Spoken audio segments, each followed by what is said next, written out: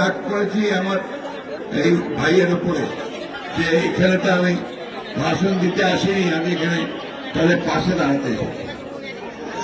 একটা কথা শুধু বলতে চাই, যে কথাটা এখানে এসছে যে আমরা দীর্ঘ 15-16 বছর লড়াই করেছি, তাই না? হাসিনার বিরুদ্ধে লড়াই করেছি তো। আপনাদের এখানে খুব কম লোক আছে যার বিরুদ্ধে মামলা হয় নাই, হয়েছে না?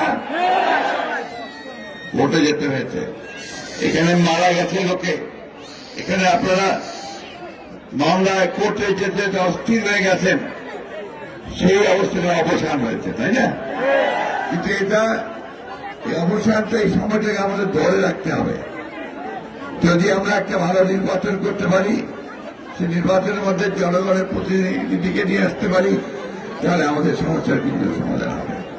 প্রিয় বন্ধুগণ, আরেকটা কথা আমাদের মনে রাখতে হবে যে আজকে এই বিজয়কে, ছাত্র জনতার যে বিজয়, সেই বিজয়কে নস্যাৎ করার জন্য একটা মহল কাজ করছে অত্যন্ত সচেতন ভাবে।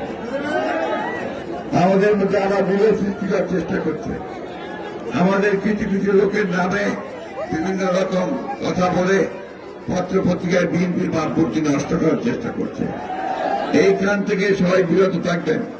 যদি কাউকে দেখেন যে চাঁদাবাজি করছে বা দখলদারি করছে, তাকে ধরে সাথে সাথে পুলিশে দেবেন অথবা আপনারা আর্মির কাছে দেবেন। এই ব্যাপারে আমাদের কোন রকমের কোন সুপারিশ থাকবে না। আমরা পরিষ্কার বিএনপির কোন লোক এটা করতে পারে না। আপনাদেরকে এটা প্রতিরোধ করতে হবে বন্ধুগণ। এই কথাটা মেসেজটা খুব ক্লিয়ার।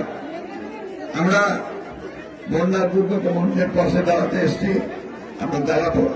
আরেকটা কথা আমি বলতে চাই, নতুন সরকার মাত্র 20-22 দিন বয়স হয়েছে, একে আমাদের সময় দিতে হবে যে সে যেন একটা সুষ্ঠু নির্বাচন করার মতো পরিবেশ তৈরি করতে পারে, তাই না?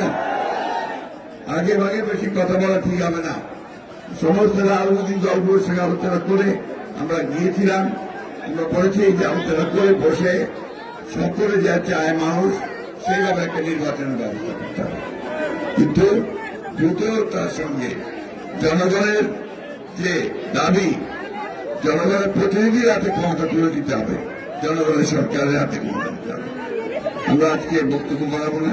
আমার মায়েরা খুব কষ্ট করছে, বাচ্চারা খুব কষ্ট পাচ্ছে, তাই অতি দ্রুত তাহলে ওদের ত্রাণ। হ্যাঁ, আমরা শেষ করে দিয়েছি।